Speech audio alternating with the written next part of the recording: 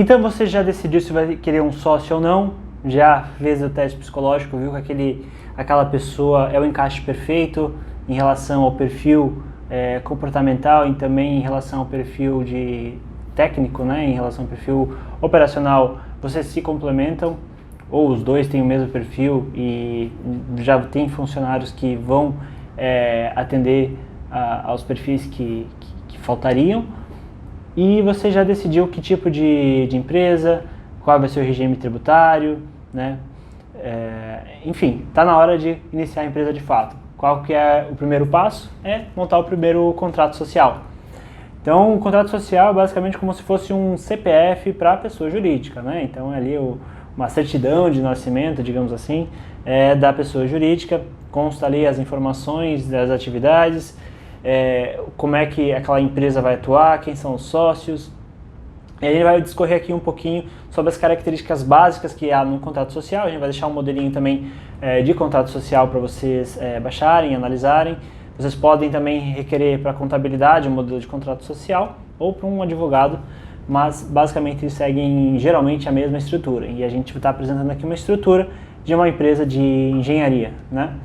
Então, o documento do contrato social, ele discorre sobre como aquela empresa vai operar e quais são as atividades que ela vai operar. Então, geralmente inicia com a qualificação dos sócios. Quem são os sócios? Se são solteiros, se são casados, se são divorciados, enfim, onde moram, informações pessoais. Depois a gente vai para a especificação das atividades e serviços, que atividades aquela empresa pode atuar, que atividades ela vai atuar, né? Certas atividades só poderão ser feitas pelaquela empresa caso tenham, né, um correspondente técnico, mas ali no contrato social fala quais são as atividades que aquela empresa vai atuar, se vai ser laudo, se vai ser projetos, construções, etc.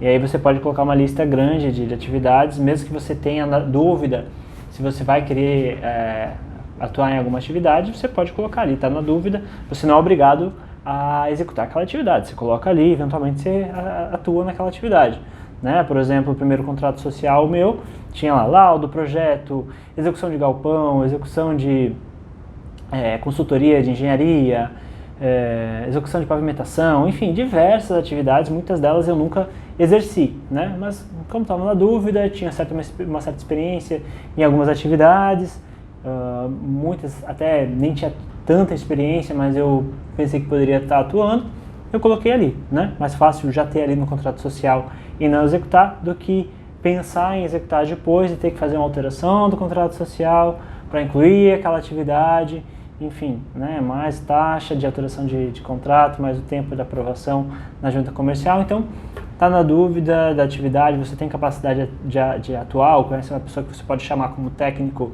responsável por aquela atividade, inclui no contrato social.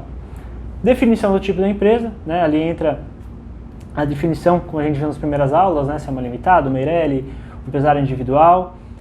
Definição do local, né? Onde aquela empresa vai estar operando, onde é que é o escritório. E aí a gente vai falar um pouquinho sobre escritórios posteriormente.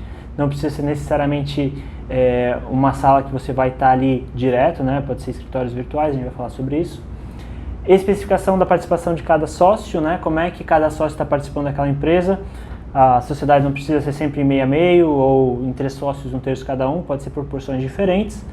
Definição do Prolabore, né? Prolabore é a retirada da empresa, não é diferente de retirada de lucro, né? Prolabore é referente ao trabalho que aquela pessoa prestou dentro da empresa. Então tem o Prolabore, que pode ocorrer, por exemplo, de ter sócios administrativos e sócios que só aportam capital, né? Então, provavelmente os sócios administrativos é que vão retirar o Prolabore e daí sim, né, vai ter o faturamento, vai ter os custos, vai ter os Prolabores que entram como custo praticamente, e daí vai ter o lucro da empresa, e o lucro daí é dividido proporcionalmente entre os sócios, né, os administrativos e os não administrativos. Então, tem no contrato social a definição do Prolabore, isso é muito importante.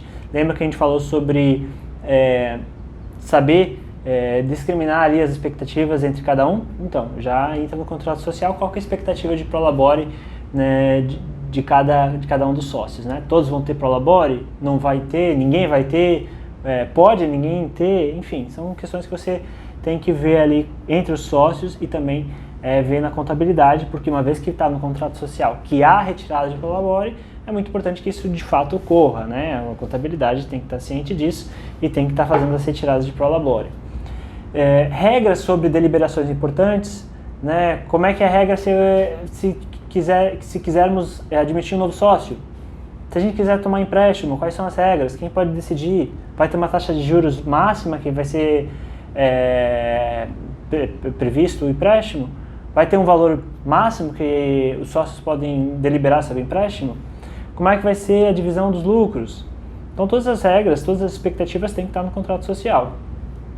E isso é importante de você já ter uma empresa formalizada desde o início, né? Que você meio que se obriga a ter, né, a formalização das expectativas, né? Muitas vezes as pessoas começam uma sociedade, não vamos fazer um contrato social agora, vamos deixar para depois, vamos tocando, a gente divide meio a meio e fica tudo muito no ar, né? Então, mesmo que você, né, tenha conversa do WhatsApp, tenha eventualmente até uma ata, né? Nada mais importante do que um contrato social, né, explicitando ali perante os olhos, né, da lei, né, da junta comercial, quais são as regras daquela sociedade. Então é muito importante já começar zeradinho, 100%, com todas as expectativas bem definidas no contrato social. Temos o preâmbulo também. A primeira parte ali é mais a classificação, né, o geral da empresa. Daí temos a parte mais formal do contrato social, que é o preâmbulo, a sede, prazo de denominação, o objeto social, que a gente falou, o capital social, né, qual que é o capital social da empresa. Lembrando que temos alguns certos tipos de empresa que tem um capital social mínimo, né, lembrando lá dos tipos de empresa. Qual vai ser o capital social da empresa, quanto cada um vai entrar dentro desse capital social, né, para definir a percentual de participação da empresa. Quem que vai administrar a empresa, né? Falamos aí dos sócios administrativos. Como é que vai ser feita a assembleia da empresa, né? Como vão ser as reuniões dentro da empresa. Muito importante isso, né? Para não correr o risco de um sócio eventualmente abandonar a sociedade e só querer o lucro. Não, você estabelece ali no contrato social como é que vão ser essas reuniões, a periodicidade, né? Como é que vai ser a participação. No próximo capítulo a gente fala sobre exercício social, distribuição de lucros. No contrato social a gente também fala sobre continuidade da sociedade, né? Por exemplo, se um sócio vir a falecer, como é que fica? Né? Isso tem que estar tudo discriminado. Isso tudo está no nosso modelinho aqui de contrato social. Cotas e distribuição, como é que funciona, né, a transferência de cotas. Se eu quero vender parte da minha sociedade, quais são as regras? Posso vender para qualquer pessoa? Os outros sócios têm que aprovar? Não tem? Os sócios têm preferência? Então isso tem tudo está discriminado dentro do contrato social. E quais são as condições de retirada e exclusão do sócio? Né? Como eu dei o exemplo há pouco, o sócio está sumido, não está participando, não presta serviço, esqueci de fazer o teste e acabei avaliando mal o sócio e o cara esqueceu da empresa. Pô, mas você tem ali no contrato social que tem as assembleias, que tem as reuniões, que tem as funções que cada um tem que exercer, e você tem também as regras de exclusão. Então você pode definir isso dentro do contrato social, quais são as regras de exclusão, né, se vai ter algum pagamento para retirar o sócio da empresa ou não. Enfim, tem que estar tudo isso bem discriminado no contrato social. Solução de controvérsias, né, para evitar que tudo tenha que ir para a justiça, a gente já deixa no contrato social como é que vai ser resolvido ali entre os sócios de forma, né, preferencialmente amigável e de forma muito mais rápida, né? Ninguém gosta de ir para a justiça porque geralmente é algo moroso e custoso, né? Então a gente tenta colocar ao máximo eventuais soluções de controvérsias dentro do contrato social. E as disposições gerais também, né, quais são o fórum que eventualmente avaliaria qualquer disputa judicial dentro de disputas ali na sociedade, tá bom? Então, basicamente, o contrato social são tratados diversos assuntos. A gente divide aqui, basicamente, as áreas de atividade da empresa, as atividades dentro da sociedade, né, dos sócios, né, participação e atuação dentro da empresa, regras de funcionamento dentro da empresa e algumas suposições, né? Se tiver algum problema, se tiver morte, se tiver que retirar sócio, como é que faz. Então, basicamente, essas partes dentro de um contrato social. Há contratos sociais, né, mais simples, mais complexos, e aqui a gente deixa o modelo do que a gente recomenda que tenha o básico, o mínimo, para você ter uma sociedade bem estabelecida, bem clara em relação a quais são as expectativas entre os sócios. Gente, por mais que seja trabalhoso no início, salva muito tempo depois e gera muito menos frustração. Quando você tem as regras claras do jogo, de quem faz o quê, quem participa com o quê, se acontece isso, qual que é a consequência, se a pessoa some ou se a pessoa, Deus livre, né, vem a falecer, como é que funciona, isso salva muito dinheiro e muito tempo, né?